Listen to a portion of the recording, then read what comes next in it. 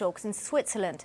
The 9-month civil war has killed thousands, devastated infrastructure and starved the Arab world's most impoverished nation. We're joined by the political analyst Hisham Al-Omeisy, who's in the Yemeni capital, Salah. Hisham, thank you for joining me. Are you surprised that this truce has happened?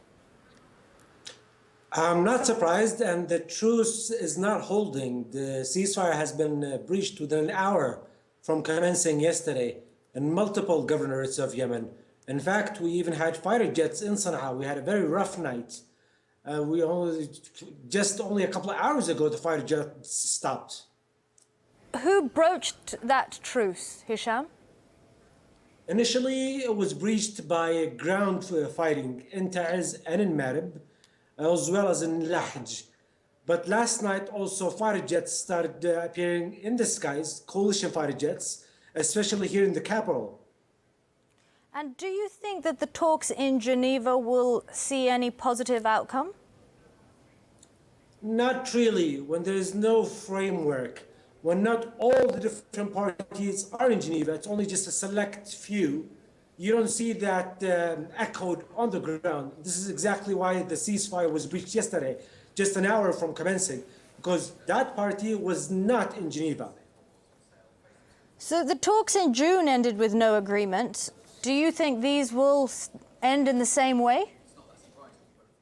Probably, but even if they had a deal today, it's not going to be binding to the rest of the groups on the ground. There are just multiple groups. The war created many more groups than when it started.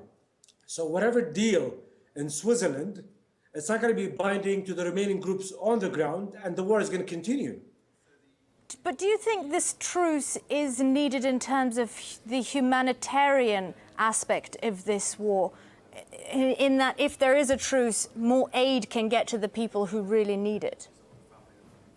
You're talking about 82% of the population that need humanitarian aid. That's almost 21 million people. The truce is only for 7 days. That is not enough window to feed that kind of demand. Having said that, the UN needed $1.6 billion to pay for that aid to be delivered to Yemen. That $1.6 billion has not been even half funded. So how can this conflict be resolved, Hisham? Initially, get all the parties on the table, not just the select few. Also, get a buy-in from the fighting groups on the ground. You don't have a buy-in. Those groups, even when the negotiations were announced, they said these negotiations do not matter to us. Whatever deal you come up with is not binding to us. And this is why the fighting still continues today, just in the past 2 hours as well. It still continues. And you need to help the people on the ground first. 82% of the population need humanitarian aid. You're talking about political deals. You're meeting in fancy hotels in Switzerland while people lack fuel, lack electricity, lack food and water on the ground. Hisham, thank you very much. Hisham Al-Omeisy, the political analyst in Sana'a. Right, the new 34 Islamic nation